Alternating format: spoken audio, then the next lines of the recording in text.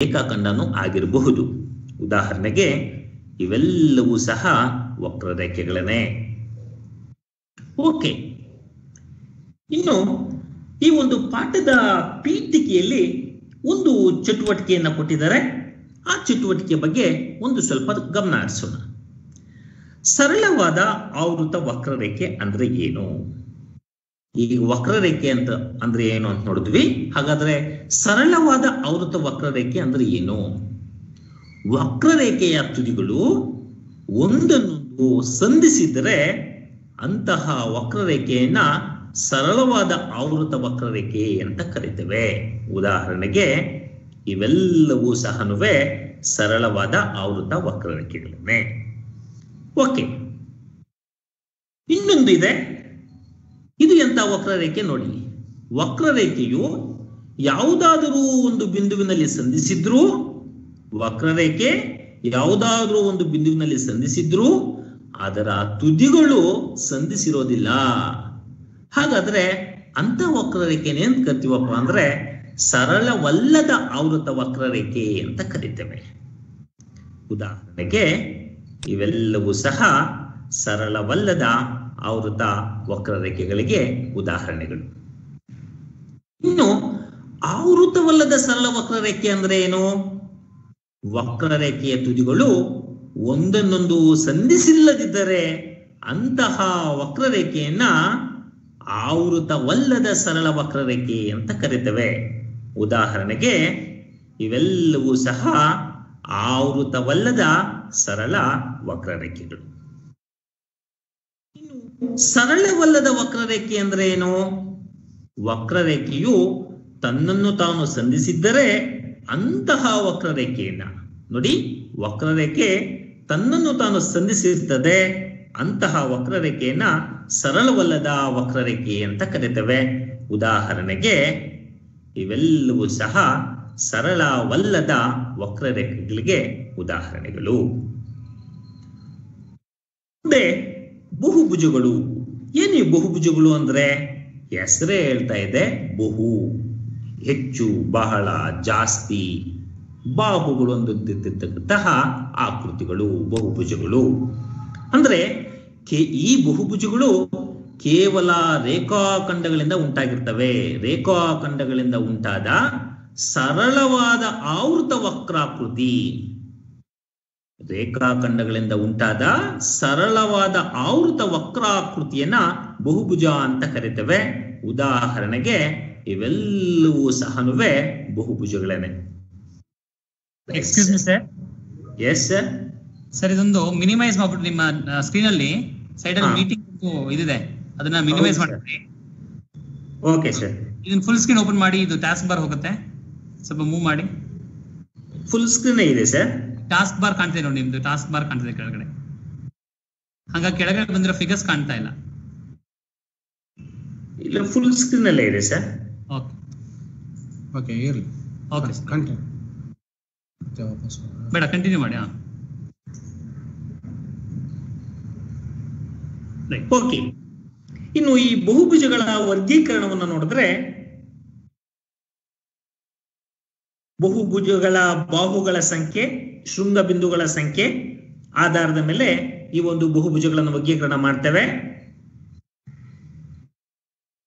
ಬಹುಭುಜದಲ್ಲಿ 3 ಬಾಹುಗಳಿದ್ದರೆ ಅಥವಾ 3 ಶೃಂಗ ಬಿಂದುಗಳಿದ್ದರೆ ಅಂತಹ ಬಹುಭುಜವನ್ನ ತ್ರಿಭುಜ ಅಂತ ಕರಿತೇವೆ. 4 ಬಾಹುಗಳಿದ್ರೆ ಆ ಒಂದು ಬಹುಭುಜವನ್ನ ಚತುರ್ಭುಜ ಅಂತ ಕರಿತೇವೆ. 5 ಬಾಹುಗಳಿದ್ದರೆ ಅದನ್ನ ಪಂಚಭುಜ ಅಂತ ಕರಿತೇವೆ. 6 ಭುಜ ಇದ್ರೆ ಅದನ್ನ ಷಡ್ಭುಜ ಅಂತ ಕರಿತೇವೆ. ಒಂದು ವೇಳೆ ಹೆಚ್ಚು ಬಾಹುಗಳಿದ್ರೆ, n ಬಾಹುಗಳಿದ್ರೆ ಅದನ್ನ n ಬಹುಭುಜಾಕೃತಿ, n ಬಹುಭುಜಾಕೃತಿ ಅಥವಾ n ಭುಜವುಳ್ಳ ಆಕೃತಿ ಅಂತ ಕರಿತೇವೆ. ಇನ್ನು ಕರ್ಣಗಳು ಅಂದ್ರೆ ಏನು? ಒಂದು ಬಹುಭುಜದಲ್ಲಿ ಯಾವುದೇ 2 ಕ್ರಮಾನುಗತವಲ್ಲದ ಶೃಂಗ ಬಿಂದುಗಳನ್ನ ಸೇರಿಸತಕ್ಕಂತಹ ರೇಖಾಖಂಡವನ್ನ ಕರ್ಣ ಅಂತ ಕರೀತೇವೆ. ಉದಾಹರಣೆಗೆ ಇದು ಒಂದು ಬಹುಭುಜ. ಈ ಬಹುಭುಜದಲ್ಲಿ ಕ್ರಮಾನುಗತವಲ್ಲದ 2 ಶೃಂಗ ಬಿಂದುಗಳು A ನಿಂದ C ಮತ್ತು ಬಿ ಇಂದ ಡಿ ಈ ಶೃಂಗ ಬಿಂದುಗಳನ್ನ ಸೇರಿಸ್ತಕ್ಕಂಥ ರೇಖೆಗಳನ್ನ ಕರ್ಣಗಳು ಅಂತ ಕರಿತೇವೆ. ಎ ಸಿ ಮತ್ತು ಬಿ ಡಿ ಈ ಎ ಬಿ ಸಿ ಡಿ ಬಹುಭುಜದ ಕರ್ಣಗಳಾಗಿರ್ತವೆ. ಇನ್ನು ಬಹುಭುಜದ ವಿಧಗಳನ್ನು ನೋಡಿದಾಗ ಬಹುಭುಜಗಳಲ್ಲಿ ಎರಡು ರೀತಿಯಾದಂತಹ ಬಹುಭುಜಗಳಿದೆ. ಒಂದು ಬಹಿರ್ವಕ್ರ ಬಹುಭುಜಗಳು, ಮತ್ತೊಂದು ಅಂತರ್ವಕ್ರ ಬಹುಭುಜಗಳು. ಏನು ಈ ಬಹಿರ್ವಕ್ರ ಬಹುಭುಜಗಳು ಅಂದ್ರೆ ಏನು ಅಂತ ಅಂದ್ರೆ, ಬಹುಭುಜದ ಎಲ್ಲಾ ಒಳಕೋನಗಳು 180 ಡಿಗ್ರಿಗಿಂತ ಕಡಿಮೆ ಇರುತ್ತವೆ. ಬಹುಭುಜದ ಎಲ್ಲಾ ಒಳಕೋನಗಳು 180 ಡಿಗ್ರಿಗಿಂತ ಕಡಿಮೆ ಇರ್ತವೆ. ಅಂತಹ ಬಹುಭುಜಗಳನ್ನ ಬಹಿರ್ವಕ್ರ ಬಹುಭುಜಗಳು ಅಂತ ಕರೆಯುತ್ತೇವೆ. ಈ ಒಂದು ಬಹಿರ್ವಕ್ರ ಬಹುಭುಜಗಳಲ್ಲಿ ಕರ್ಣದ ಯಾವ ಭಾಗವು ಬಹುಭುಜದ ಹೊರಗಡೆ ಇರೋದಿಲ್ಲ. ಒಂದು ವೇಳೆ ಈ ರೀತಿಯಾಗಿರ್ತಕ್ಕಂತಹ ಬಹುಭುಜಗಳಲ್ಲಿ ನಾವು ಕ್ರಮಾನುಗತವಲ್ಲದ ಶೃಂಗ ಬಿಂದುಗಳನ್ನ ಸೇರಿಸಿದಾಗ ಕರ್ಣವು ಬಹುಭುಜದಿಂದ ಹೊರಗಡೆ ಇರೋದಿಲ್ಲ. ಇನ್ನು ಅಂತರ್ವಕ್ರ ಬಹುಭುಜಗಳು ಅಂದ್ರೆ ಏನು ನೋಡಿದ್ರೆ, ಅಂತರ್ವಕ್ರ ಬಹುಭುಜಗಳು ಬಹುಭುಜದ ಯಾವುದೇ ಒಂದು ಒಳಕೋನವು 180 ಡಿಗ್ರಿಗಿಂತಲೂ ಹೆಚ್ಚಿದ್ದರೆ ಅಂತಹ ಬಹುಭುಜವನ್ನ ಅಂತರ್ವಕ್ರ ಬಹುಭುಜ ಅಂತ ಕರೀತೇವೆ. ಇಲ್ಲೊಂದು ಅಂತರ್ವಕ್ರ ಬಹುಭುಜ ಇದೆ. ಈ ಒಂದು ಬಹುಭುಜದ ಯಾವುದೇ ಎರಡು ಕ್ರಮಾನುಗತವಲ್ಲದ ಶೃಂಗ ಬಿಂದುಗಳನ್ನ ಸೇರಿಸಿದಾಗ ಕರ್ಣವು ಬಹುಭುಜದ ಹೊರಗಡೆ ಇರ್ತದೆ. ಇಂತಹ ಬಹುಭುಜಗಳನ್ನ ಅಂತರ್ವಕ್ರ ಬಹುಭುಜಗಳು ಅಂತ ನಾವು ಕರೀತೇವೆ. ಇನ್ನು ಬಹುಭುಜಗಳನ್ನ ಅವುಗಳ ಕೋನಗಳ ಆಧಾರದ ಮೇಲೆ ಮತ್ತು ಬಾಹುಗಳ ಆಧಾರದ ಮೇಲೆ ಸಮಕೋನೀಯ ಬಹುಭುಜಗಳು ಮತ್ತು ಸಮಬಾಹು ಬಹುಭುಜಗಳು ಅಂತ ವರ್ಗೀಕರಣ ಮಾಡ್ತೇವೆ. ಏನಿವು ಸಮಕೋನೀಯ ಬಹುಭುಜಗಳು ಅಂದ್ರೆ ಏನಪ್ಪಾ ಅಂದ್ರೆ, ಬಹುಭುಜದ ಎಲ್ಲಾ ಕೋನಗಳು ಸಮನಾಗಿದ್ದರೆ ಅಂತಹ ಬಹುಭುಜಗಳನ್ನ ಸಮಕೋನೀಯ ಬಹುಭುಜಗಳು ಅಂತ ಕರೆಯುತ್ತೇವೆ. ಉದಾಹರಣೆಗೆ ಚೌಕ ಒಂದು ಸಮಕೋನೀಯ ಬಹುಭುಜ, ಆಯತ ಒಂದು ಸಮಕೋನೀಯ ಬಹುಭುಜ, ಸಮಬಾಹು ತ್ರಿಭುಜ ಒಂದು ಸಮಕೋನೀಯ ಬಹುಭುಜ. ಒಂದು ವೇಳೆ ಬಹುಭುಜದಲ್ಲಿ ಎಲ್ಲಾ ಬಾಹುಗಳು ಸಮನಾಗಿದ್ದರೆ ಅಂತಹ ಬಹುಭುಜಗಳನ್ನ ಸಮಬಾಹು ಬಹುಭುಜಗಳು ಅಂತ ಕರೀತೇವೆ. ಉದಾಹರಣೆಗೆ ಚೌಕ ಒಂದು ಸಮಬಾಹು ಬಹುಭುಜ. ಸಮಬಾಹು ತ್ರಿಭುಜ ಕೂಡ ಒಂದು ಸಮಬಾಹು ಬಹುಭುಜ. ಷಡ್ಭುಜನು ಸಹ ಒಂದು ಸಮಬಾಹು ಬಹುಭುಜ. ಈ ಒಂದು ಬಹುಭುಜದ ವಿಧಗಳನ್ನ ಮತ್ತೆ ಎರಡು ರೀತಿಯಾಗಿ ನೋಡಬಹುದು ನಾವು. ಒಂದು ನಿಯಮಿತ ಬಹುಭುಜ, ಇನ್ನೊಂದು ಅನಿಯಮಿತ ಬಹುಭುಜ. ಈ ಒಂದು ನಿಯಮಿತ ಬಹುಭುಜಗಳು ಸಮಬಾಹು ಮತ್ತು ಸಮಕೋನೀಯ ಆಕೃತಿಗಳಾಗಿರ್ತವೆ. ಎಲ್ಲಾ ನಿಯಮಿತ ಬಹುಭುಜಗಳು ಸಮಬಾಹು ಮತ್ತು ಸಮಕೋನೀಯ ಆಕೃತಿಗಳಾಗಿರ್ತವೆ. ಇವೆಲ್ಲವೂ ಸಹ ಸಮಕೋನೀಯ ಮತ್ತು ಸಮಬಾಹು ಬಹುಭುಜಗಳಿಗೆ ಉದಾಹರಣೆಗಳು. ಅನಿಯಮಿತ ಬಹುಭುಜಗಳು ಅಸಮಬಾಹು ಅಥವಾ ಅಸಮಕೋನೀಯ ಆಕೃತಿಗಳಾಗಿರ್ತವೆ. ಉದಾಹರಣೆಗೆ ಈ ಆಕೃತಿಗಳು ಅಸಮಬಾಹು ಮತ್ತು ಅಸಮಕೋನೀಯ ಆಕೃತಿಗಳು. ಇನ್ನು ಈ ಬಹುಭುಜದಲ್ಲಿ ಕೋನಗಳ ಮೊತ್ತದ ಲಕ್ಷಣವನ್ನು ನೋಡೋದೇ ಆದ್ರೆ, ಇಲ್ಲಿ ಒಂದು ABCDE ಎಂಬ ಒಂದು 5 ಭುಜಗಳ ಆಕೃತಿಯನ್ನ ತೆಗೆದುಕೊಂಡಿದ್ದೇನೆ. ನಮಗೆ ಗೊತ್ತಿದೆ ತ್ರಿಭುಜದ ಒಳಕೋನಗಳ ಮೊತ್ತವನ್ನ ಮಕ್ಕಳು 7ನೇ ತರಗತಿಯಲ್ಲಿ ಕಲ್ತಿದ್ದಾರೆ. ಈಗ ನಾನೇನ್ ಮಾಡಿದ್ದೇನೆ, ಎ ಶೃಂಗ ಬಿಂದುವಿನಿಂದ ಸಿ ಮತ್ತು ಡಿ ಶೃಂಗ ಬಿಂದುಗಳಿಗೆ ಸೇರಿಸಿದ್ದೇನೆ. ಈಗ ನನಗೆ 3 ತ್ರಿಭುಜಗಳು ಸಿಕ್ಕಿದ್ದಾವೆ. ಈ 3 ತ್ರಿಭುಜಗಳ ಒಳಕೋನಗಳ ಮೊತ್ತ ಎಷ್ಟಾಗುತ್ತೆ ನೋಡೋಣ. ಈಗ ತ್ರಿಭುಜ ABCಯ ಎಲ್ಲಾ ಒಳಕೋನಗಳ ಮೊತ್ತ ಮತ್ತೆ ತ್ರಿಭುಜ ACDಯ ಎಲ್ಲಾ ಒಳಕೋನಗಳ ಮೊತ್ತ ಮತ್ತು ತ್ರಿಭುಜ ADEಯ ಎಲ್ಲಾ ಒಳಕೋನಗಳ ಮೊತ್ತ, ಇವುಗಳನ್ನ ಕೂಡಿಸಿದರೆ ನಮಗೆ ABCDE ಬಹುಭುಜದ ಎಲ್ಲಾ ಒಳಕೋನಗಳ ಮೊತ್ತಕ್ಕೆ ಸಮನಾಗುತ್ತೆ. ನಮ್ಗೆ ಗೊತ್ತಿದೆ ತ್ರಿಭುಜದ ಎಲ್ಲ ಒಳಕೋನಗಳ ಮೊತ್ತ 180 ಡಿಗ್ರಿ. ಹಾಗಾಗಿ ತ್ರಿಭುಜ ABC ಯ ಒಳಕೋನಗಳ ಮೊತ್ತ 180, ACD ತ್ರಿಭುಜದ ಒಳಕೋನಗಳ ಮೊತ್ತ 180, ADE ತ್ರಿಭುಜದ ಒಳಕೋನಗಳ ಮೊತ್ತ 180.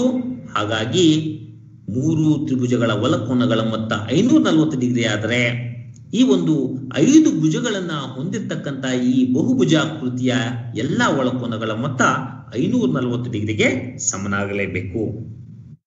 ಹಾಗಾದ್ರೆ ಒಂದು n ಬಾಹುವುಳ್ಳ ಬಹುಭುಜಾಕೃತಿಯಲ್ಲಿ ನಾವು ಸಾಧ್ಯವಾದಷ್ಟು ಕರ್ಣಗಳನ್ನ ಒಂದು ಶೃಂಗ ಬಿಂದುವಿನಿಂದ ಎಳೆದಾಗ ಎಷ್ಟು ತ್ರಿಭುಜಗಳು ಉಂಟಾಗ್ತವೆ ಅನ್ನೋದನ್ನ ನೋಡಿದ್ರೆ ಮತ್ತೆ ಅದೇ ಒಂದು ಬಹುಭುಜಾಕೃತಿಯನ್ನ ತೆಗೆದುಕೊಂಡಿದ್ದೇನೆ. ಇಲ್ಲಿ ABCDE 5 ಭುಜಗಳ ಒಂದು ಆಕೃತಿಯಾಗಿದೆ. ಎ ಶೃಂಗದಿಂದ ನಾನು ಕರ್ಣಗಳನ್ನ ಎಳೆದಿದ್ದೇನೆ. ತ್ರಿಭುಜ ABC, ತ್ರಿಭುಜ ACD ಮತ್ತು ತ್ರಿಭುಜ ADEಗಳು ಸಿಕ್ಕಿದವೆ ನನಗೆ. ಈ ಒಂದು ಬಹುಭುಜಾಕೃತಿಯಲ್ಲಿ ಬಾಹುಗಳ ಸಂಖ್ಯೆ 5, n = 5 ಅಂತ ನೋಡ್ತಾ ಇದ್ದೇವೆ. ABCDE ಆಕೃತಿಯಲ್ಲಿ ಉಂಟಾದಂತಹ ತ್ರಿಭುಜಗಳು ಎಷ್ಟಪ್ಪ ಅಂದ್ರೆ 3. ಹಾಗಾಗಿ ಎಷ್ಟು ತ್ರಿಭುಜಗಳು ಉಂಟಾಗಿದ್ದಾವೆ? n-2 ತ್ರಿಭುಜಗಳು ಉಂಟಾಗಿದ್ದಾವೆ. ಸೊ ಒಂದು n ಬಾಹುವುಳ್ಳ ಬಹುಭುಜಾಕೃತಿಯಲ್ಲಿ ಸಾಧ್ಯವಾದಷ್ಟು ಕರ್ಣಗಳನ್ನ ಒಂದು ಶೃಂಗದಿಂದ ಎಳೆದಾಗ n-2 ತ್ರಿಭುಜಗಳು ಉಂಟಾಗ್ತವೆ ಅನ್ನೋದನ್ನ ನಾವಿಲ್ಲಿ ಮನಗಾಣಬಹುದು. ಹಾಗಾದ್ರೆ ಒಂದು n ಬಾಹುವುಳ್ಳ ಬಹುಭುಜಾಕೃತಿಯ ಒಳಕೋನಗಳ ಮೊತ್ತ ಎಷ್ಟು ಅಂತ ನೋಡೋದೇ ಆದ್ರೆ ಒಂದು n ಬಾಹುವುಳ್ಳ ಬಹುಭುಜಾಕೃತಿಯ ಒಳಕೋನಗಳ ಮೊತ್ತ 2n-4 ಲಂಬಕೋನಗಳಿಗೆ ಅಥವಾ n-2 ಸರಳ ಕೋನಗಳಿಗೆ ಸಮನಾಗುತ್ತದೆ. ಹೇಗಾಗುತ್ತೆ? ಸಮನಾಗುತ್ತಾ ನೋಡೋಣ ಬನ್ನಿ. ಇಲ್ಲಿ ಒಂದು ಬಹುಭುಜಾಕೃತಿ ತಗೊಂಡಿದ್ದೇನೆ. ABCDE ಒಂದು ಬಹುಭುಜಾಕೃತಿ, 5 ಬಾಹುವುಳ್ಳ ಬಹುಭುಜಾಕೃತಿಯನ್ನು ತೆಗೆದುಕೊಂಡಿದ್ದೇನೆ. ಈ ಒಂದು ಬಹುಭುಜಾಕೃತಿಯಲ್ಲಿ A1, A2, A3, A4 ಮತ್ತು A5 ಈ ಬಹುಭುಜಾಕೃತಿಯ ಒಳಕೋನಗಳು. ಈಗ ನಾವೇನು ಪ್ರೂವ್ ಮಾಡಬೇಕು? A1, A2, A3, A4, A5 ಈ ಒಳಕೋನಗಳ ಮೊತ್ತ n-2 ಸರಳ ಕೋನಗಳಿಗೆ ಸಮ ಅಂತ ತೋರಿಸಬೇಕು. ಇದಕ್ಕೆ ಒಂದು ಸಣ್ಣ ರಚನೆಯನ್ನು ಮಾಡಿಕೊಳ್ಳೋಣ. ಎ ಶೃಂಗದಿಂದ ಸಾಧ್ಯವಾದಷ್ಟು ಕರ್ಣಗಳನ್ನ ಎಳೆಯೋಣ.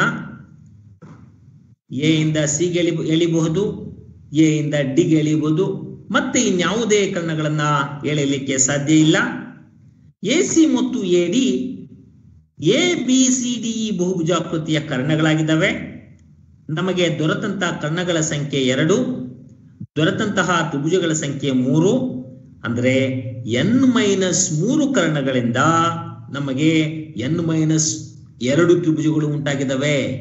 n-3 ಕರ್ಣಗಳಿಂದ n-2 ತ್ರಿಭುಜಗಳು ಉಂಟಾಗಿದ್ದಾವೆ.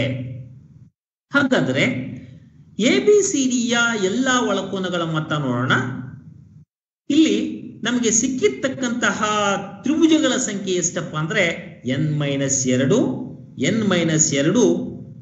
ಇಂಟು ತ್ರಿಭುಜಗಳ ಎಲ್ಲಾ ಒಳಕೋನಗಳ ಮೊತ್ತ ನಮಗೆ ಗೊತ್ತಿದೆ. ಒಂದು ತ್ರಿಭುಜದ ಒಳಕೋನದ ಮೊತ್ತ 180 degree. So n-2 into 180 degree, this is equals to n-2 into 180 degree ಅಂದ್ರೆ ಒಂದು ಸರಳ ಕೋನಕ್ಕೆ ಸಮ, ಅಥವಾ n-2 ಇಂಟು ಒಂದು ಸರಳ ಕೋನ 2 ಲಂಬ ಕೋನಗಳಿಗೆ ಸಮ. ಹಾಗಾಗಿ ಇದನ್ನ ಗುಣಿಸಿಕೊಂಡ್ರೆ ನಮಗೆ 2n-4 ಲಂಬ ಕೋನಗಳಿಗೆ ಸಮ ಅಂತ ಈ ರೀತಿಯಾಗಿ ನಾವು ತೋರಿಸಿಕೊಳ್ಬಹುದು.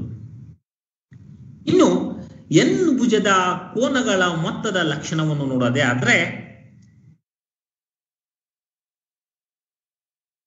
ಬಹುಭುಜ, ಬಾಹುಗಳ ಸಂಖ್ಯೆ, ಆ ಬಾಹುಗಳ ಸಂಖ್ಯೆಯಿಂದ ನಾವು ಆ ಒಂದು ಬಹುಭುಜದಲ್ಲಿ n-2 ತ್ರಿಭುಜಗಳನ್ನ ಪಡಿಬಹುದು. ಮತ್ತು ನಮಗೆ ಗೊತ್ತಿದೆ n-2 ಇಂಟು 180 ಡಿಗ್ರಿ ಆ ಒಂದು n ಭುಜದ ಎಲ್ಲ ಒಳಕೋನಗಳ ಮೊತ್ತ. ಈಗ ಒಂದು ತ್ರಿಭುಜವನ್ನು ತೆಗೆದುಕೊಳ್ಳೋಣ. ಬಾಹುಗಳ ಸಂಖ್ಯೆ 3 ಇದೆ, ತ್ರಿಭುಜಗಳ ಸಂಖ್ಯೆ n-2 ಅಂದ್ರೆ 3 - 2. ಒಂದು ತ್ರಿಭುಜನೇ ಒಂದೇ ಸಿಗ್ತಕ್ಕಂಥದ್ದು ನಮಗೆ. ದೇರ್ಫೋರ್ n-2 ಅಂದರೆ 1 ಇಂಟು 180 180 ಡಿಗ್ರಿ.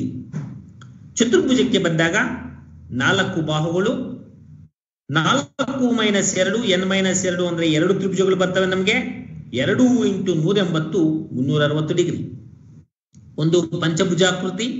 ಪಂಚಭುಜಾಕೃತಿಯ ಬಾಹುಗಳ ಸಂಖ್ಯೆ 5, ತ್ರಿಭುಜಗಳ ಸಂಖ್ಯೆ 3, ಒಟ್ಟು ಒಳಕೋನದ ಮೊತ್ತ 540 ಡಿಗ್ರಿ. 3 into 180 540 degree. ಒಂದು ಷಡ್ಭುಜವನ್ನು ತೆಗೆದುಕೊಳ್ಳೋಣ. ಬಾಹುಗಳ ಸಂಖ್ಯೆ 6, ತ್ರಿಭುಜಗಳ ಸಂಖ್ಯೆ 6 - 2 4, ಹಾಗೂ 4 ಇಂಟು 180 720 ಡಿಗ್ರಿ. ಒಂದು ವೇಳೆ n ಭುಜಗಳಿದ್ದರೆ, ಒಂದು ಬಹುಭುಜಾಕೃತಿಯಲ್ಲಿ n ಭುಜಗಳಿದ್ದರೆ ಅಲ್ಲಿ ಉಂಟಾಗ್ತಕ್ಕಂತಹ ತ್ರಿಭುಜಗಳ ಸಂಖ್ಯೆ n-2 ಹಾಗೂ ಅದರ ಒಟ್ಟು ಒಳಕೋನಗಳ ಮೊತ್ತ n-2 ಇಂಟು 180 ಡಿಗ್ರಿ ಆಗಿರ್ತದೆ.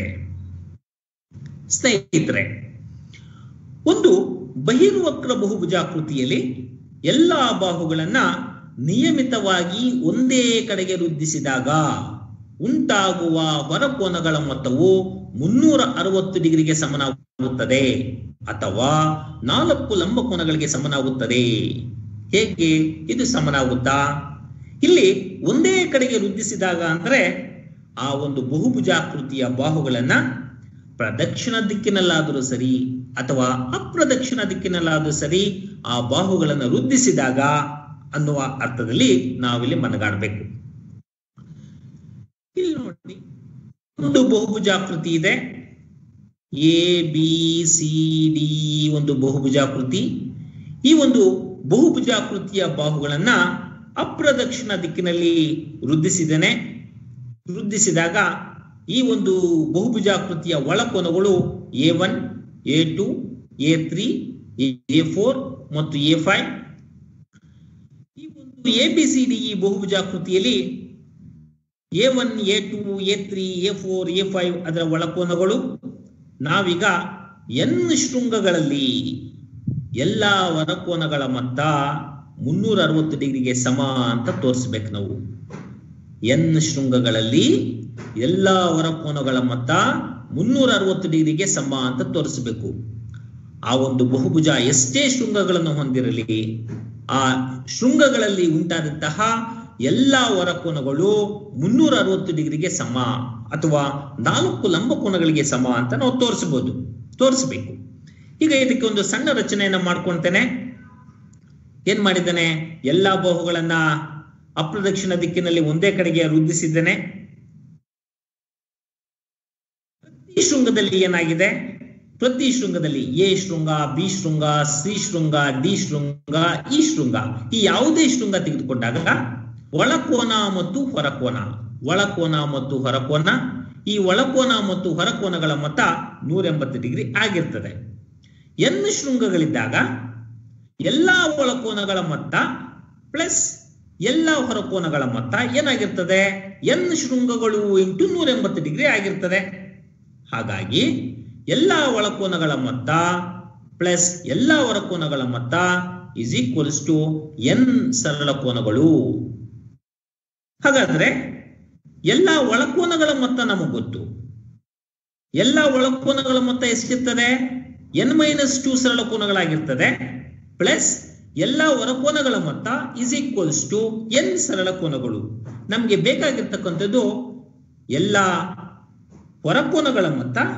ಹಾಗಾಗಿ ಎಲ್ಲಾ ಹೊರಕೋನಗಳ ಮೊತ್ತ ಇಸ್ ಈಕ್ವಲ್ಸ್ ಟು n ಸರಳ ಕೋನಗಳು ಮೈನಸ್ ಆಫ್ n-2 ಸರಳ ಕೋನಗಳು. ಇದನ್ನ ಸಿಂಪ್ಲಿಫೈ ಮಾಡ್ಕೊಂತಾನೆ n ಸರಳ ಕೋನಗಳು minus n into minus of minus into n ಸರಳ ಕೋನಗಳು ಮೈನಸ್ ಇಂಟು ಮೈನಸ್ ಪ್ಲಸ್ 2 ಸರಳ ಕೋನಗಳು, 2 ಸರಳ ಕೋನಗಳು. ಈಗೇನಾಗುತ್ತೆ? n ಸರಳ ಕೋನಗಳು ಮೈನಸ್ n ಸರಳ ಕೋನಗಳು ಪ್ಲಸ್ n ಸರಳ ಕೋನಗಳು ಕ್ಯಾನ್ಸಲ್ ಆಗುತ್ತೆ. ನಮಗೆ ಉಳ್ಕೊಳ್ತಕ್ಕಂಥದ್ದು ಕೇವಲ 2 ಸರಳ ಕೋನಗಳು ಅಥವಾ 4 ಲಂಬಕೋನಗಳು. ಹಾಗಾಗಿ ನಾವು ಯಾವುದೇ ಒಂದು ಬಹುಭುಜಾಕೃತಿಯ ಎಲ್ಲಾ ಹೊರಕೋನಗಳ ಮೊತ್ತ 360 ಡಿಗ್ರಿಗೆ ಸಮ ಅಥವಾ 4 ಲಂಬಕೋನಗಳಿಗೆ ಸಮ ಅಂತ ನಾವು ಹೇಳಬಹುದು. ಒಂದು ಬಹುಭುಜದ ಎಲ್ಲ ಹೊರಕೋನಗಳ ಮೊತ್ತವನ್ನ ಈ ರೀತಿ ಒಂದು ಚಟುವಟಿಕೆಯಿಂದ ನೋಡೋಣ. PQRST ಒಂದು ಬಹುಭುಜ, ಅದರ ಎಲ್ಲ ಒಳಕೋನಗಳನ್ನ ಕೊಟ್ಟಿದ್ದಾರೆ. ನಮಗೆ ಗೊತ್ತಿದೆ ಹೊರಕೋನಗಳು 360 ಡಿಗ್ರಿಗೆ ಸಮನಾಗುತ್ತೆ. ಸೊ ಆ ಶೃಂಗ ಬಿಂದುಗಳಲ್ಲಿ ಉಂಟಾಗಿರ್ತಕ್ಕಂತಹ ಕೋನ ಏನಿದೆ, ಇಲ್ಲಿ P ಕೋನ 60 ಡಿಗ್ರಿ ಇದೆ. ಹಾಗಾದ್ರೆ ಅದರ ಹೊರಕೋನ ಎಷ್ಟಿರ್ಬೇಕು? 120 ಡಿಗ್ರಿ ಇರಬೇಕು. ಯಾಕೆ? ಒಂದೇ ಸರಳ ರೇಖೆ ಮೇಲೆ ಇರ್ತಕ್ಕಂಥ ಪಾರ್ಶ್ವಕೋನಗಳು, ಹಾಗಾಗಿ ಒಂದು ಸರಳ ಕೋನಕ್ಕೆ ಸಮನಾಗಬೇಕು. ಹೀಗೆ ಎಲ್ಲಾ ಬಿಂದುಗಳಲ್ಲಿ ಉಂಟಾಗಿರ್ತಕ್ಕಂತಹ ಹೊರಕೋನಗಳನ್ನು ತೆಗೆದುಕೊಂಡಾಗ ನಮಗೆ 360 ಡಿಗ್ರಿ ಬರುತ್ತೆ. ಇನ್ನು ಚತುರ್ಭುಜದ ವಿಧಗಳನ್ನು ನೋಡೋಣ. ಚತುರ್ಭುಜಗಳನ್ನ 2 ವಿಧಗಳಾಗಿ ವಿಂಗಡಿಸ್ತೇವೆ. ಒಂದು ಸಮಾಂತರ ಚತುರ್ಭುಜಗಳು, ಮತ್ತೊಂದು ಸಮಾಂತರವಲ್ಲದ ಚತುರ್ಭುಜಗಳು. ಸಮಾಂತರ ಚತುರ್ಭುಜಗಳಿಗೆ ಉದಾಹರಣೆ ಆಯತ, ವರ್ಗ ಮತ್ತು ವಜ್ರಾಕೃತಿ. ಆಯತ, ವರ್ಗ, ವಜ್ರಾಕೃತಿ ಇವೆಲ್ಲವೂ ಸಹ ಸಮಾಂತರ ಚತುರ್ಭುಜಗಳು. ಇನ್ನು ಸಮಾಂತರವಲ್ಲದ ಚತುರ್ಭುಜಗಳಲ್ಲಿ ತ್ರಾಪಿಜ್ಯ ಇದೆ, ಸಮದ್ವಿಬಾಹು ತ್ರಾಪಿಜ್ಯ ಇದೆ ಮತ್ತು ಪತಂಗ ಇದೆ. ಇವು ಸಮಾಂತರವಲ್ಲದ ಚತುರ್ಭುಜಗಳಿಗೆ ಉದಾಹರಣೆಗಳು. ಇನ್ನು ತ್ರಾಪಿಜ್ಯವನ್ನು ನೋಡಿದಾಗ ಏನು, ಈ ತ್ರಾಪಿಜ್ಯ ಅಂದ್ರೆ ಏನು? ತ್ರಾಪಿಜ್ಯ ಹೇಗಿರುತ್ತೆ? ಒಂದು ಜೊತೆ ಸಮಾಂತರ ಬಾಹುಗಳನ್ನು ಹೊಂದಿರುವ ಚತುರ್ಭುಜವೇ ತ್ರಾಪಿಜ್ಯ. ಯಾವುದಾದ್ರೂ ಒಂದು ಚತುರ್ಭುಜದಲ್ಲಿ ಆ ಚತುರ್ಭುಜವು ಒಂದು ಜೊತೆ ಸಮಾಂತರ ಬಾಹುಗಳನ್ನು ಹೊಂದಿದ್ರೆ ಅಂತಹ ಚತುರ್ಭುಜವನ್ನ ತ್ರಾಪಿಜ್ಯ ಅಂತ ಕರೀತೇವೆ. ಇನ್ನು ತ್ರಾಪಿಜ್ಯದ ಗುಣಲಕ್ಷಣಗಳನ್ನು ನೋಡಿದಾಗ ತ್ರಾಪಿಜ್ಯದಲ್ಲಿ ಕರ್ಣಗಳು ಅಸಮ, ಆದರೆ ಸಮದ್ವಿಬಾಹು ತ್ರಾಪಿಜ್ಯದಲ್ಲಿ ಕರ್ಣಗಳು ಸಮನಾಗಿರುತ್ತವೆ. ಮತ್ತು ಸಮದ್ವಿಬಾಹು ತ್ರಾಪಿಜ್ಯದಲ್ಲಿ ಕರ್ಣಗಳು ಒಂದು ಜೊತೆ ಸಮರೂಪ ತ್ರಿಭುಜಗಳನ್ನು ಕೂಡ ಉಂಟು ಮಾಡ್ತವೆ. ಸಮದ್ವಿಬಾಹು ತ್ರಾಪಿಜ್ಯದಲ್ಲಿ ಕರ್ಣಗಳು ಒಂದು ಜೊತೆ ಸಮರೂಪ ತ್ರಿಭುಜಗಳನ್ನು ಉಂಟು ಮಾಡ್ತವೆ. ಹೇಗೆ ಉಂಟು ಮಾಡ್ತವೆ ನೋಡೋಣ. ABCD ಒಂದು ತ್ರಾಪಿಜ್ಯ. ಈ ತ್ರಾಪಿಜ್ಯದಲ್ಲಿ AC ಮತ್ತು BD ಅದರ ಕರ್ಣಗಳು. ತ್ರಿಭುಜ OAB ಮತ್ತು ತ್ರಿಭುಜ OCD, ತ್ರಿಭುಜ OAB ಮತ್ತು ತ್ರಿಭುಜ OCD ಗಳನ್ನ ಗಣನೆಗೆ ತಗೊಂಡಾಗ ಈ ಒಂದು ತ್ರಿಭುಜಗಳಲ್ಲಿ ಕೋನ OAB ಈಕ್ವಲ್ಸ್ ಕೋನ OCD, ಕೋನ OAB is equals to ಕೋನ OCD. ನಾನು ಇದೆಲ್ಲ ವಿವರಣೆ ಕೊಡ್ಲಿಕ್ಕೆ ಹೋಗೋದಿಲ್ಲ, ಏಕೆಂದ್ರೆ AB ಮತ್ತು CD ಸಮಾಂತರ ಬಾಹುಗಳಾಗಿರೋದ್ರಿಂದ AD ಮತ್ತು BC ಅವಳಿಗೆ ಛೇದಕಗಳಾಗಿರ್ತವೆ. ಹಾಗಾಗಿ ಕೋನ OAB is equals to ಕೋನ OCD. ಅವೆರಡು ಪರ್ಯಾಯ ಕೋನಗಳಾಗಿರ್ತವೆ.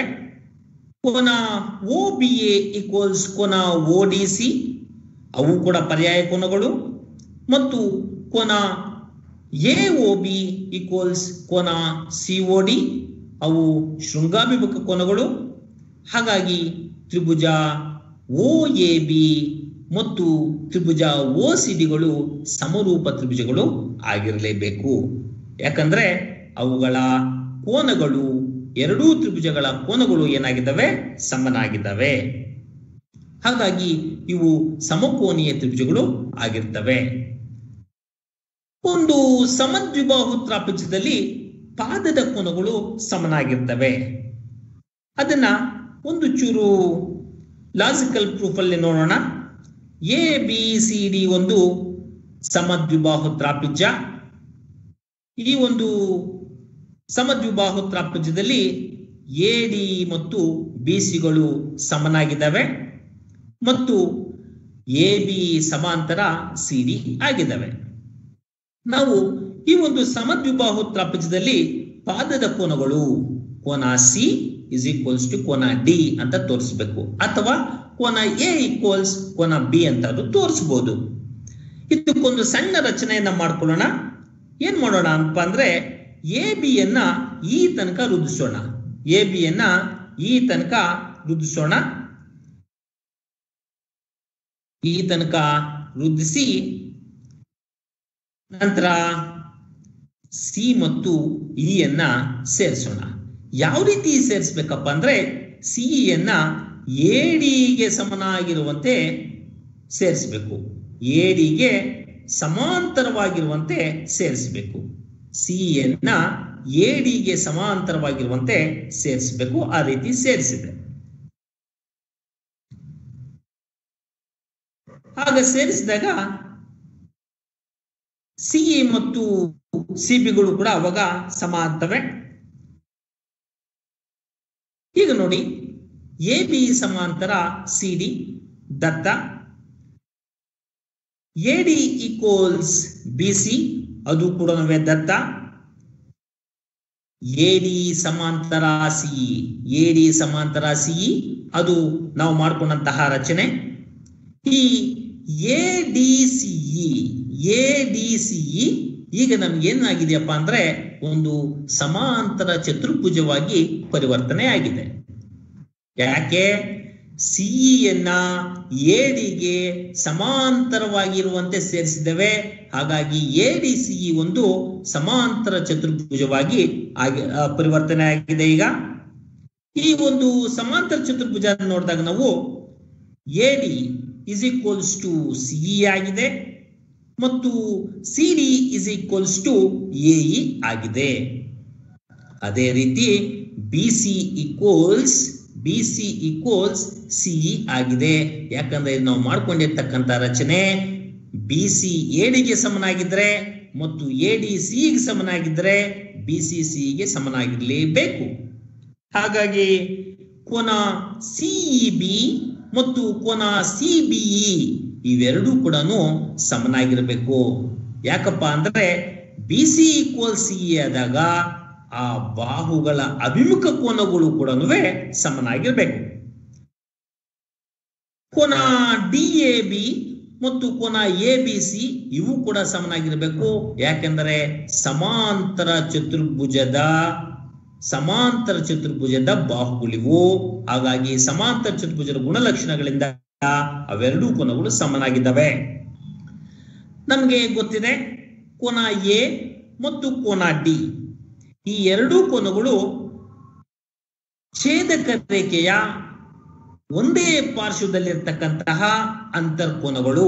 ಹಾಗಾಗಿ ಆ ಎರಡೂ ಕೋನಗಳ ಮೊತ್ತ 180 ಡಿಗ್ರಿ ಆಗಿರಬೇಕು. ಹಾಗೇನೆ ಕೋನ ಬಿ ಮತ್ತು ಕೋನ ಸಿ ಈ ಬಾಹುಗಳ ಕೋನಗಳ ಮೊತ್ತ ಕೂಡ 180 ಡಿಗ್ರಿಗೆ ಸಮನಾಗಿರ್ಬೇಕು. ಹಾಗಾಗಿ ಕೋನ ಎ ಪ್ಲಸ್ ಕೋನ ಡಿ ಇಸ್ ಈಕ್ವಲ್ಸ್ ಟು ಕೋನ ಸಿ ಪ್ಲಸ್ ಕೋನ ಬಿ ಆಗಿರಲೇಬೇಕು. ಈಗ ನೋಡಿ, ಕೋನ ಡಿ ಇಸ್ ಈಕ್ವಲ್ಸ್ ಟು ಕೋನ ಸಿ, ಕೋನ ಡಿ ಇಸ್ ಈಕ್ವಲ್ಸ್ ಟು ಕೋನ ಸಿ. ಯಾಕಪ್ಪ ಅಂದ್ರೆ ಕೋನ ಎ ಕೋನ ಬಿಗೆ ಸಮನಾಗಿದೆ, ರೈಟ್? ಹಾಗಾಗಿ ಸಮದ್ವಿಬಾಹು ತ್ರಿಭುಜದಲ್ಲಿ ಪಾದಕೋನಗಳು ಸಮನಾಗಿದೆ ಅಂತ ನಾವು ತೋರಿಸಬಹುದು. ಮತ್ತೆ ಇದನ್ನೇ ಮುಂದುವರಿಸಿ ಸಮದ್ವಿಬಾಹು ತ್ರಾಪಿಜದ ಸಮಾಂತರ ಬಾಹುಗಳ ಅಂತ್ಯ ಬಿಂದುಗಳಲ್ಲಿ ಉಂಟಾದ ಕೋನಗಳು ಸಮನಾಗಿರ್ತವೆ. ಹೇಗೆ ನೋಡೋಣ. ಇನ್ನು ಪತಂಗಕ್ಕೆ ಬಂದಾಗ ಪತಂಗದ ಗುಣಲಕ್ಷಣಗಳನ್ನು ನೋಡೋಣ. ಪತಂಗದಲ್ಲಿ ಕರ್ಣಗಳು ಅಸಮವಾಗಿರ್ತವೆ. ಪತಂಗದಲ್ಲಿ ಕರ್ಣಗಳು ಪರಸ್ಪರ ಲಂಬವಾಗಿ ಛೇದಿಸ್ತವೆ. ಪತಂಗದಲ್ಲಿ ಒಂದು ಜೊತೆ ಅಭಿಮುಖ ಕೋನಗಳು ಸಮನಾಗಿರ್ತವೆ. ಪತಂಗದಲ್ಲಿ ಒಂದು ಕರ್ಣವು ಅಸಮನಾದ ಕೋನಗಳನ್ನ ಅರ್ಧಿಸುತ್ತದೆ. ಸಮನಾದ ಕೋನಗಳನ್ನಲ್ಲ, ಅಸಮನಾದ ಕೋನಗಳನ್ನ ಅರ್ಧಿಸುತ್ತದೆ. ಇದು ಪತಂಗ ಎ ಬಿ ಸಿ ಡಿ ಒಂದು ಪತಂಗ. ಇಲ್ಲಿ ಡಿ ಮತ್ತು ಬಿ ಕೋನಗಳು ಸಮನಾಗಿದ್ರೆ ಎ ಮತ್ತು ಸಿ ಕೋನಗಳು ಅಸಮ ಕೋನಗಳಾಗಿರ್ತವೆ. ಎಸಿ ಕರ್ಣ ಅಸಮನಾದ ಕೋನಗಳನ್ನು ಏನ್ ಮಾಡ್ತದೆ, ಅರ್ಧಿಸ್ತದೆ. A B is equals to A D, B C is equals to C D. ಆದರೆ ಎ ಸಿ ಬಿ ಡಿಗೆ ಸಮನಾಗಿ ಇಲ್ಲ. Okay sir. ಇನ್ನು ಸಮಾಂತರ ಚತುರ್ಭುಜವನ್ನ ನೋಡೋಣ. ಈ ಒಂದು ಸಮಾಂತರ ಚತುರ್ಭುಜದ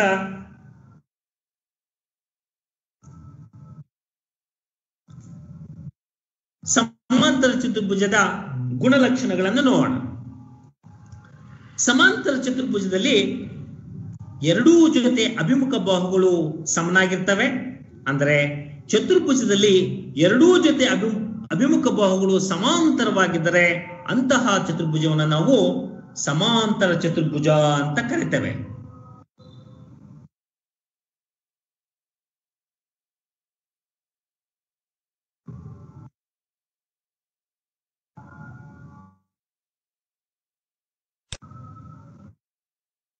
ಮತ್ತು ಸಮಾಂತರ ಚತುರ್ಭುಜದಲ್ಲಿ ಕ್ರಮಾನುಗತ ಕೋನಗಳು ಪರಿಪೂರಕ ಕೋನಗಳು.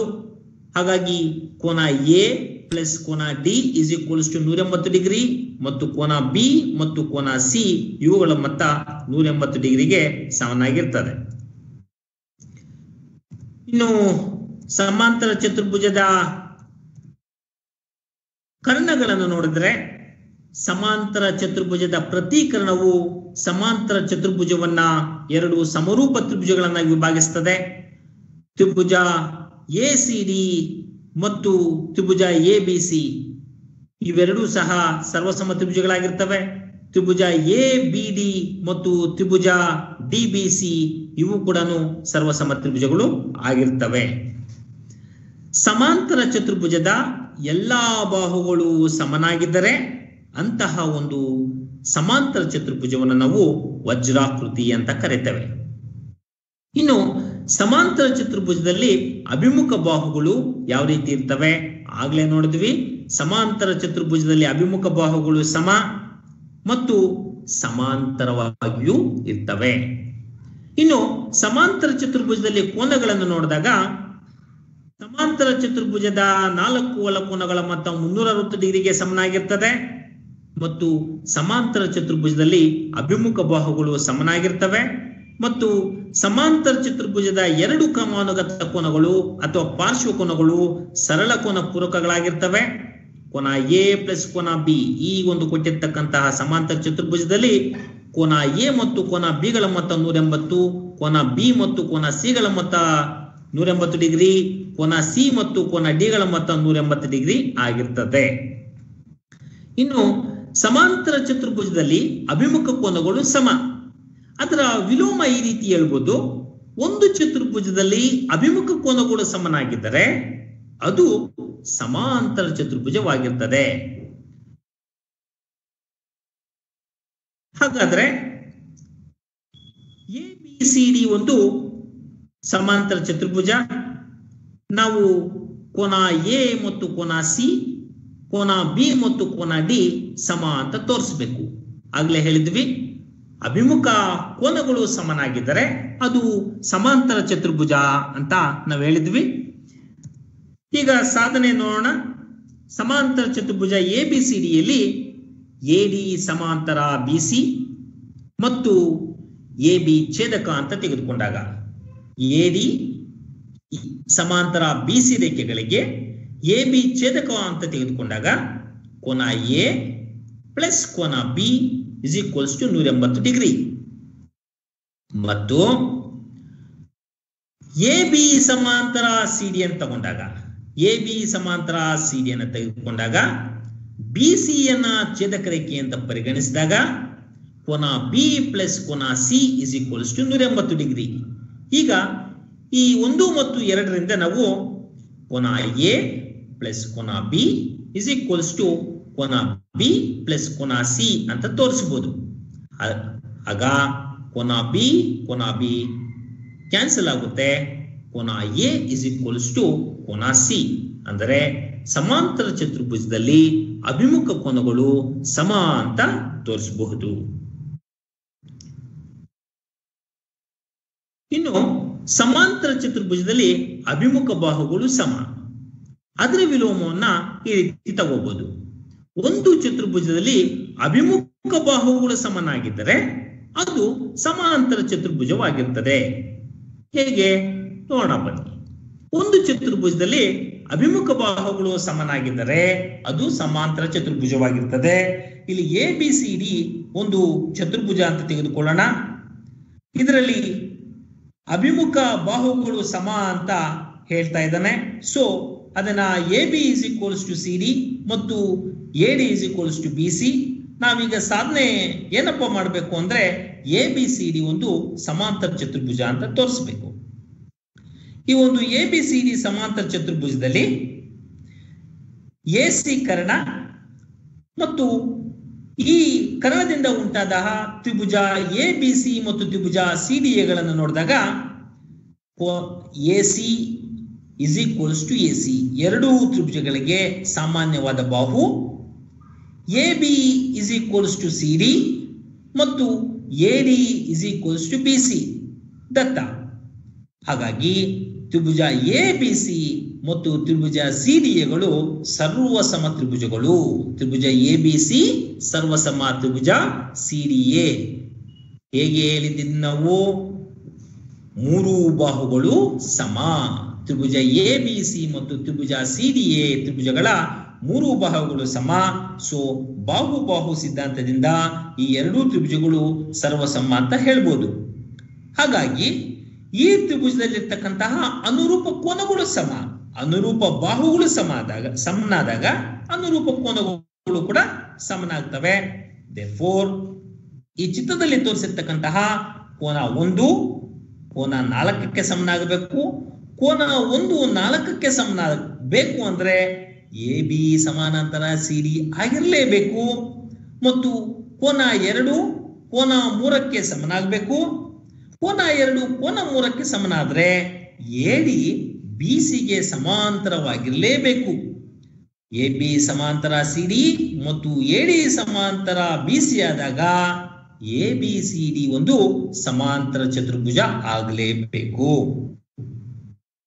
ಸರಿ ಸರ್. ಒಂದು ಸಮಾಂತರ ಚತುರ್ಭುಜದಲ್ಲಿ ಅಭಿಮುಖ ಬಾಹುಗಳು ಸಮ. ಇದನ್ನು ಹೇಗೆ ತೋರಿಸಬಹುದು? ABCD ಒಂದು ಚತುರ್ಭುಜ ಹಾಗೂ ABCD ಒಂದು ಸಮಾಂತರ ಚತುರ್ಭುಜ ಅಂತ ಊಹಿಸಿಕೊಳ್ಳೋಣ. ಒಂದು ಚತುರ್ಭುಜವನ್ನ ಸಮಾಂತರ ಚತುರ್ಭುಜ ಅಂತ ಊಹಿಸಿಕೊಳ್ಳೋಣ.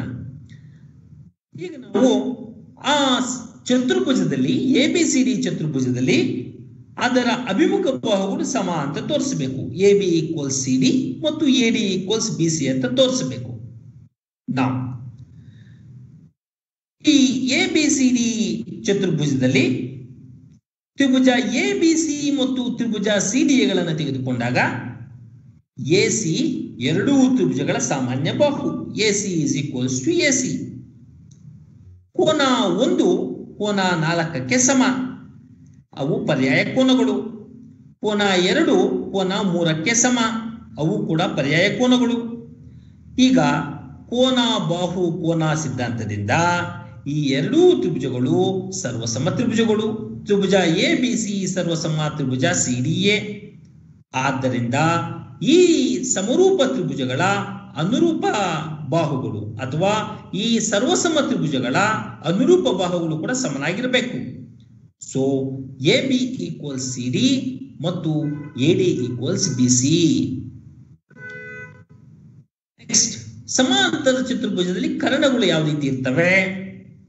ಇಲ್ಲಿ PQRS ಎಂಬತಕ್ಕಂಥದ್ದು ಒಂದು ಚತುರ್ಭುಜ. ಈ PQRS ಚತುರ್ಭುಜದಲ್ಲಿ PR ಮತ್ತು QS ಗಳು ಕರ್ಣಗಳಾಗಿದ್ದಾವೆ. ಇವು O ಬಿಂದುವಿನಲ್ಲಿ ಸಂಧಿಸಿದವೆ. ಸಮಾಂತರ ಚತುರ್ಭುಜದಲ್ಲಿ ಕರ್ಣಗಳು ಪರಸ್ಪರ ಅರ್ಧಿಸುತ್ತವೆ. ಪರಸ್ಪರ ಅರ್ಧಿಸಿದರೆ ಈ O ಬಿಂದು QS ಮತ್ತು PR ಗಳ ಮಧ್ಯ ಬಿಂದು ಆಗಿರಲೇಬೇಕು. ಆಗಿದ್ದಾಗ O Q is equals to O S ಆಗಬೇಕು ಮತ್ತು O R is equals to O B ಆಗಲೇಬೇಕು. ಹಾಗಾಗಿ ಕರ್ಣಗಳು ಸಮಾಂತರ ಚತುರ್ಭುಜವನ್ನ ಎರಡು ಸರ್ವಸಮ ತ್ರಿಭುಜಗಳನ್ನಾಗಿ ವಿಭಾಗಿಸ್ತವೆ.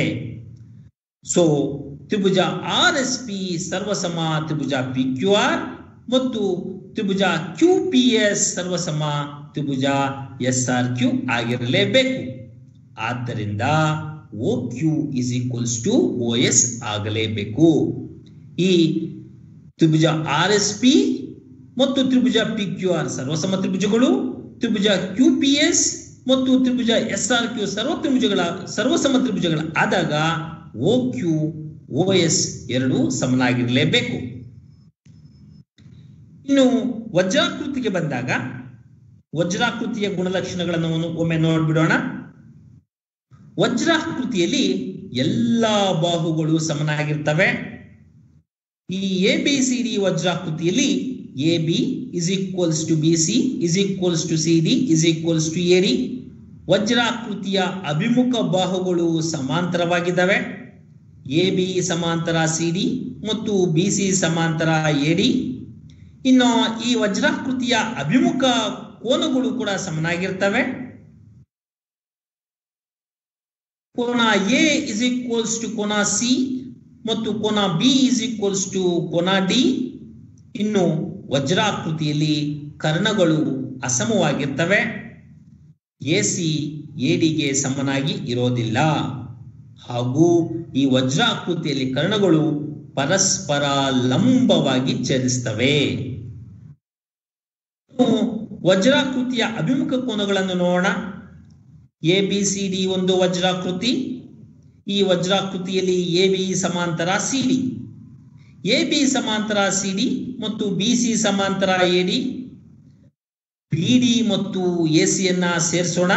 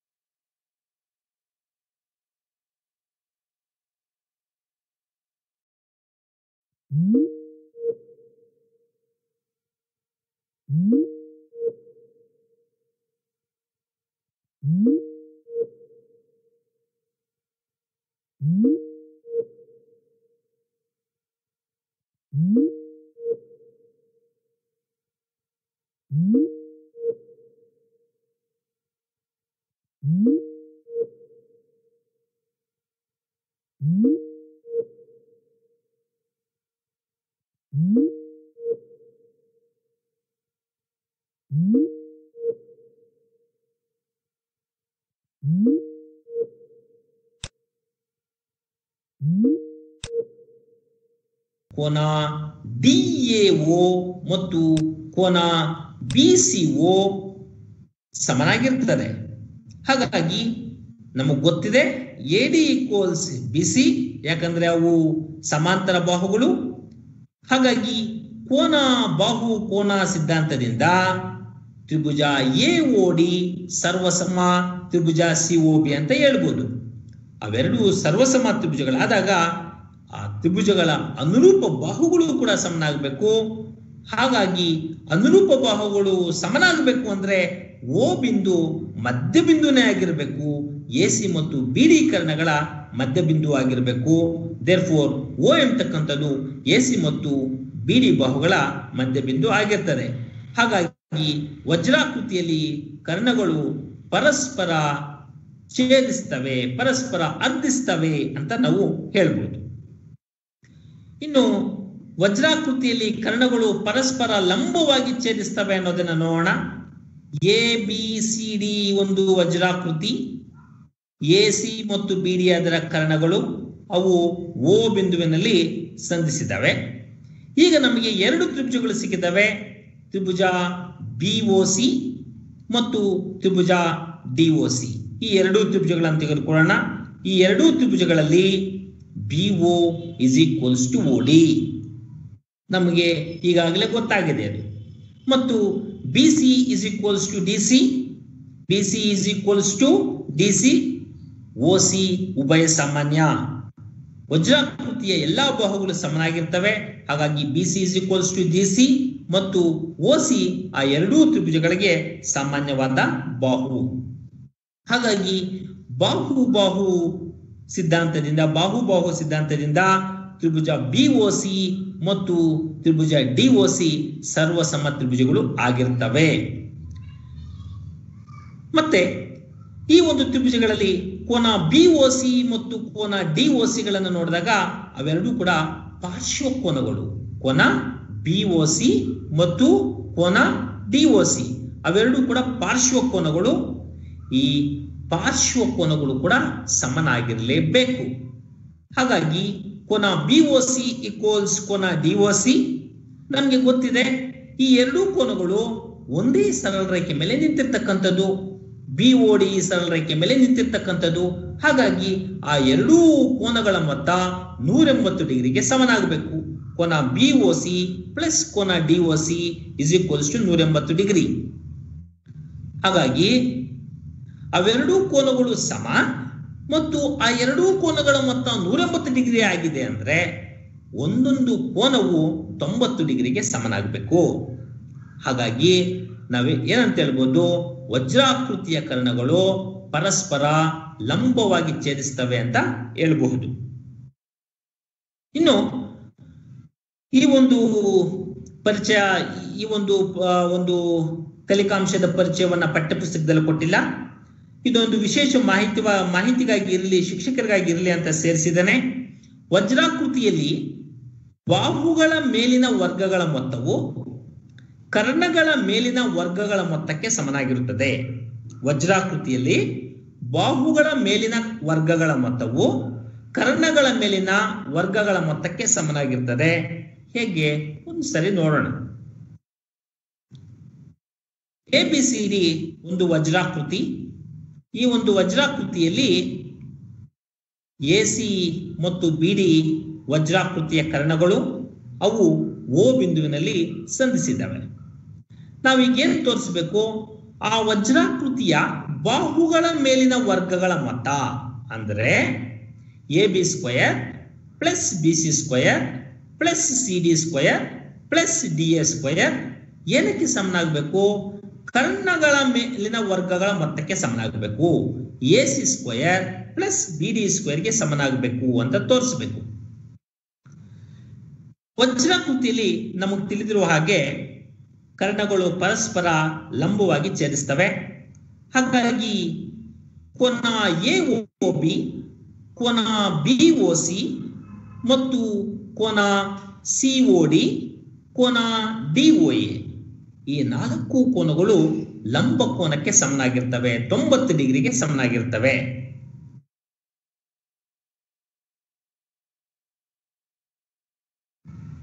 ಈಗ ಯಾವುದಾದ್ರೂ ಒಂದು ತ್ರಿಭುಜ ತಗೊಳ್ಳೋಣ. ನಾನು ತ್ರಿಭುಜ AOB ಅನ್ನ ತೆಗೆದುಕೊಳ್ತೇನೆ.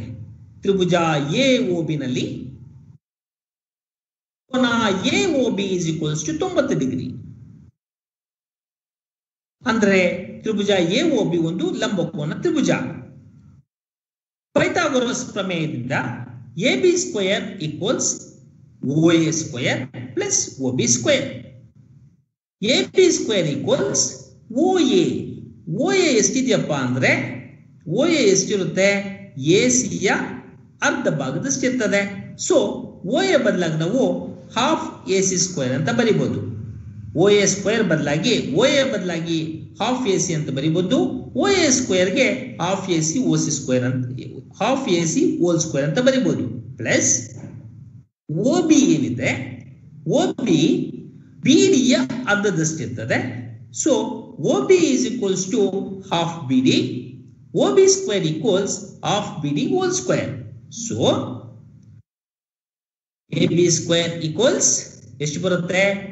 half AC whole² ಅಂದ್ರೆ 1/4 AC² plus half BD whole² ಅಂದ್ರೆ 1/4 BD². ಸೊ 1/4 ಕಾಮನ್ ತಗೊಳ್ಳಿ. 1/4 ಕಾಮನ್ ತಗೊಂಡಾಗ ಉಳ್ಕೊಳ್ತಕ್ಕಂಥದ್ದನ್ನ AC² ಪ್ಲಸ್ BD².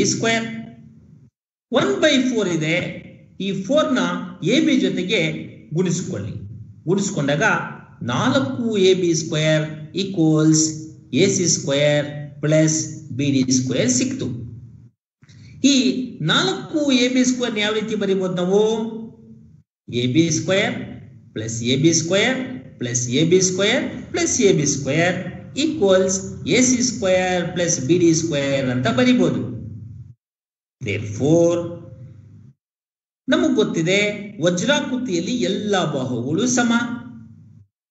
ab² ಇನ್ನೊಂದು ab² ಬದಲಾಗಿ bc² ಬರ್ಕೊಳ್ತಾನೆ, ಮತ್ತೊಂದು ab² ಬದಲಾಗಿ cd² ಬರ್ಕೊಳ್ತಾನೆ, ab² ಇನ್ನೊಂದು ab² ಬದಲಾಗಿ ad² ಅಥವಾ da² ಬರ್ಕೊಳ್ತಾನೆ, which is equals to ac² plus bd². So ನೋಡಿ,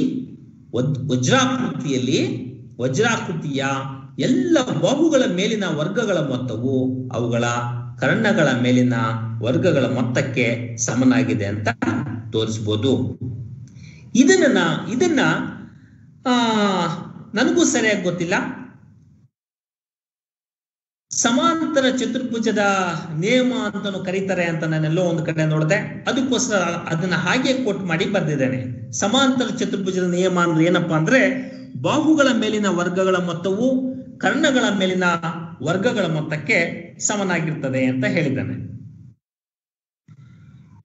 ಇನ್ನು ಆಯತಕ್ಕೆ ಹೋಗೋಣ. ಆಯತದಲ್ಲಿ ಅಭಿಮುಖ ಬಾಹುಗಳು ಸಮ ಹಾಗೂ ಸಮಾಂತರವಾಗಿರ್ತವೆ.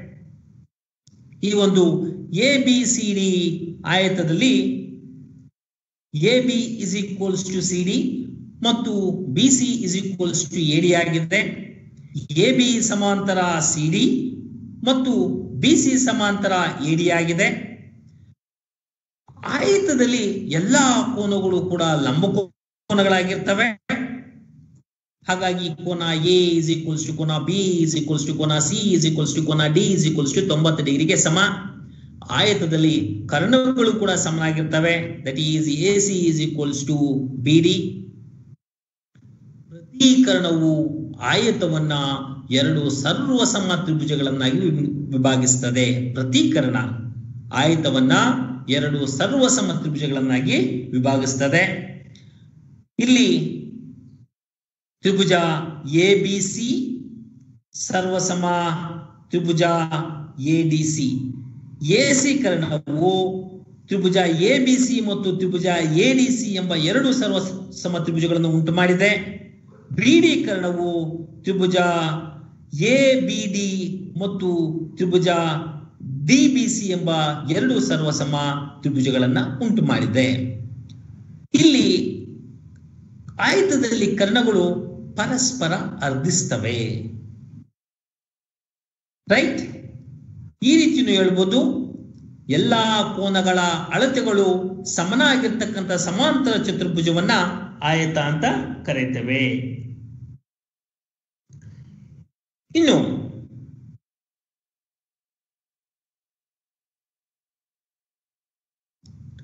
ಆಯತದ ಕರ್ಣಗಳಿಗೆ ಬಂದಾಗ, ಆಯತದಲ್ಲಿ ಕರ್ಣಗಳು ಸಮನಾಗಿರ್ತವೆ. ಇದನ್ನ ಯಾವ ರೀತಿ ತೋರಿಸಬಹುದಪ್ಪ ಅಂದ್ರೆ, ಒಂದು ಆಯತವನ್ನ ತೆಗೆದುಕೊಳ್ಳಿ. ABCD ಒಂದು ಆಯತ. ಈ ಆಯತದಲ್ಲಿ AC ಮತ್ತು BD ಅದರ ಕರ್ಣಗಳು. ನಾವು AC ಮತ್ತು BD ಸಮ ಅಂತ ತೋರಿಸಬೇಕು. ಈ ಒಂದು ABCD ಆಯತದಲ್ಲಿ AC ಮತ್ತು BD ಕರ್ಣಗಳು. ಇಲ್ಲಿ ಎರಡು ತ್ರಿಭುಜಗಳನ್ನು ತೆಗೆದುಕೊಳ್ಳೋಣ. ತ್ರಿಭುಜ DAB ಮತ್ತು ತ್ರಿಭುಜ CBA. ಈ ಎರಡೂ ತ್ರಿಭುಜಗಳಲ್ಲಿ AD is equals to BC. ಆಯತದ ಗುಣಲಕ್ಷಣಗಳಿಂದ AD is equals to BC. ಅಭಿಮುಖ ಬಾಹುಗಳು ಸಮನಾಗಿರ್ತವೆ. AB is equals to AB. ಎರಡೂ ತ್ರಿಭುಜಗಳಿಗೆ AB ಅನ್ನೋದು ಸಾಮಾನ್ಯ ಬಾಹು ಮತ್ತು ಕೋನ A is equals to ಕೋನ B. ಏಕೆಂದ್ರೆ ಆಯತದಲ್ಲಿ ಎಲ್ಲಾ ಕೋನಗಳು ಸಮ. ಹಾಗಾಗಿ ಕೋನ ಬಾಹು ಸಿದ್ಧಾಂತದಿಂದ ತ್ರಿಭುಜ DAB ಮತ್ತು ತ್ರಿಭುಜ CBA ಇವು ಸರ್ವಸಮ ತ್ರಿಭುಜಗಳು ಅಂತ ತೋರಿಸಬಹುದು. ಅವೆರಡು ಸರ್ವಸಮ ತ್ರಿಭುಜಗಳಾದ್ರೆ ಸರ್ವಸಮ ತ್ರಿಭುಜಗಳ ಅನುರೂಪ ಬಾಹುಗಳು ಕೂಡ ಸಮನಾಗಿರಬೇಕು. ಹಾಗಾಗಿ AC is equals to BD ಆಗಿರಲೇಬೇಕು. ಆಯತದಲ್ಲಿ ಎಲ್ಲಾ ಕೋನಗಳು ಲಂಬ ಕೋನಗಳು. ಅದನ್ನ ಯಾವ ರೀತಿ ತೋರಿಸಬಹುದು? ABCD ಒಂದು ಆಯತ ಅಥವಾ ಒಂದು ಚತುರ್ಭುಜ ಅಂತಾನೆ ತಗೊಳ್ಳಿ. ಅದರಲ್ಲಿ ಒಂದು ಕೋನ, ಯಾವುದಾದ್ರೂ ಒಂದು ಕೋನ 90 ಡಿಗ್ರಿ ಇದೆ ಅಂತ ಊಹಿಸ್ಕೊಳ್ಳೋಣ. ABCD ಒಂದು ಆಯತ. ಇಲ್ಲಿ ನಾನು ಕೋನ A is equals to 90 degree ಅಂತ ತಗೊಂತೇನೆ. ಸಾಧನೀಯ ಕೋನ A is equals to ಕೋನ B is equals to ಕೋನ C is equals to ಕೋನ D. ಎಲ್ಲಾ ಕೋನಗಳು 90 ಡಿಗ್ರಿಗೆ ಸಮ ಅಂತ ತೋರಿಸಬೇಕು. ಈ ABCD ಆಯತದಲ್ಲಿ ABCD ಆಯತ ಒಂದು ಸಮಾಂತರ ಚತುರ್ಭುಜನೂ ಆಗಿರಬೇಕು. ನಾವು ಮೊದಲೇ ನೋಡಿ ಹೇಳಿದ್ವಿ, ಪ್ರತಿ ಆಯತ ಕೂಡ ಒಂದು ಸಮಾಂತರ ಚತುರ್ಭುಜನೇ. ಹಾಗಾದರೆ AD ಸಮಾಂತರ BC ಆಗಿರಲೇಬೇಕು. ಸಮಾಂತರ ಚತುರ್ಭುಜದಲ್ಲಿ ಅಭಿಮುಖ ಬಾಹುಗಳು ಸಮ ಮತ್ತು ಸಮಾಂತರವಾಗಿರ್ತವೆ. ಮತ್ತು ಈ ಸಮಾಂತರ ಚತುರ್ಭುಜದಲ್ಲಿ ಕೋನ A ಪ್ಲಸ್ ಕೋನ B is equals to 180 degree ಆಗಿರಬೇಕು. ಯಾಕೆ? ಛೇದಕದ ಒಂದೇ ಪಾರ್ಶ್ವದಲ್ಲಿರ್ತಕ್ಕಂತಹ ಕೋನಗಳು. ನಾವು ಕೋನ A ಅನ್ನ 90 ಡಿಗ್ರಿ ಅಂತ ತೆಗೆದುಕೊಂಡಿದ್ದೇವೆ, 90 ಡಿಗ್ರಿ ಇದೆ ಅಂತ ತಗೊಂಡಿದ್ದೇವೆ. ಸೊ 90 ಡಿಗ್ರಿ ಪ್ಲಸ್ ಕೋನ B is equals to 180 degree. ಹಾಗಾಗಿ ಕೋನ B is equals to 90 degree ಆಯಿತು. ಕೋನ A ಮತ್ತು ಕೋನ B 90 ಡಿಗ್ರಿ ಆದ ಮೇಲೆ ಉಳಿದಿರ್ತಕ್ಕಂತಹ ಕೋನ D ಮತ್ತು ಕೋನ C ಗಳು 90 ಡಿಗ್ರಿ ಆಗಿರಲೇಬೇಕು. ಯಾಕಂದ್ರೆ ಸಮಾಂತರ ಚತುರ್ಭುಜದಲ್ಲಿ ಅಭಿಮುಖ ಕೋನಗಳು ಸಮನಾಗಿರ್ತವೆ. ಕೋನ A ಕೋನ C ಗೆ ಸಮನಾಗಿರಬೇಕು, ಕೋನ B ಕೋನ D ಗೆ ಸಮನಾಗಿರಬೇಕು. ದೇರ್ಫೋರ್ ಆಯತದಲ್ಲಿ ಎಲ್ಲಾ ಕೋನಗಳು ಕೂಡ ಲಂಬ ಕೋನಗಳು ಅಂತ ಹೇಳಬಹುದು. ಇನ್ನು ಚೌಕಕ್ಕೆ ಬರೋಣ. ABCD ಒಂದು ಚೌಕ. ಈ ಒಂದು ಚೌಕದಲ್ಲಿ ಎಲ್ಲಾ ಬಾಹುಗಳು ಸಮ ಹಾಗೂ ಸಮಾಂತರವಾಗಿರ್ತವೆ. AB is equals to CD is equals to BC is equals to AD. ಮತ್ತು AB ಸಮಾಂತರ CD ಆಗಿರ್ತದೆ, BC ಸಮಾಂತರ AD ಆಗಿರ್ತದೆ. ಈ ಒಂದು ಚೌಕದಲ್ಲೂ ಕೂಡ ಎಲ್ಲಾ ಕೋನಗಳು ಕೂಡ ಲಂಬ ಕೋನಗಳೇ. ಮತ್ತು ಚೌಕದಲ್ಲಿ ಕರ್ಣಗಳು ಪರಸ್ಪರ ಲಂಬವಾಗಿ ಅರ್ಧಿಸ್ತವೆ. ಮತ್ತು ಚೌಕದಲ್ಲಿ ಪ್ರತಿ ಕರ್ಣವು ಎರಡು ಸಮರೂಪ ತ್ರಿಭುಜಗಳನ್ನಾಗಿ ವಿಭಾಗಿಸುತ್ತದೆ. ಪ್ರತಿ ಕರ್ಣವು ಚೌಕವನ್ನ ಎರಡು ಸಮರೂಪ ತ್ರಿಭುಜಗಳನ್ನಾಗಿ ವಿಭಾಗಿಸುತ್ತದೆ. AC ಕರ್ಣ ತ್ರಿಭುಜ ADC ಮತ್ತು ತ್ರಿಭುಜ ABC ಎಂಬ ಎರಡು ಸರ್ವಸಮ ತ್ರಿಭುಜಗಳನ್ನು, ಮತ್ತೆ BD ಕರ್ಣ ತ್ರಿಭುಜ BDC ಮತ್ತು ತ್ರಿಭುಜ ADB ಎಂಬ ಸರ್ವಸಮ ತ್ರಿಭುಜಗಳನ್ನು ಕೂಡ ಸರ್ವಸಮ ತ್ರಿಭುಜಗಳನ್ನಾಗಿ ವಿಭಾಗಿಸುತ್ತದೆ.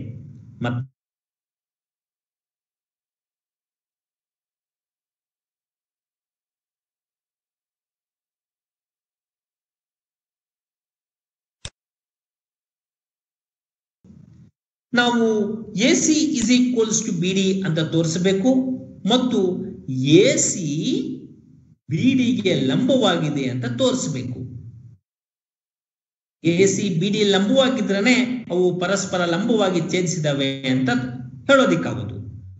ಹಾಗಾಗಿ ತ್ರಿಭುಜ ABC ಮತ್ತು ತ್ರಿಭುಜ BAD ಈ ಎರಡೂ ತ್ರಿಭುಜಗಳನ್ನು ತೆಗೆದುಕೊಳ್ಳೋಣ. ಈ ಎರಡೂ ತ್ರಿಭುಜಗಳಲ್ಲಿ AB is equals to BA ಅಥವಾ AB is equals to AB ಈ ಎರಡೂ ತ್ರಿಭುಜಗಳ ಸಾಮಾನ್ಯ ಬಾಹುಗಳು. ನಾವು BC is equals to AD. BC is equals to AD. ಚೌಕದ ಬಾಹುಗಳು ಸಮನಾಗಿರಲೇಬೇಕು, ಅಭಿಮುಖ ಬಾಹುಗಳು ಸಮನಾಗಿರಲೇಬೇಕು.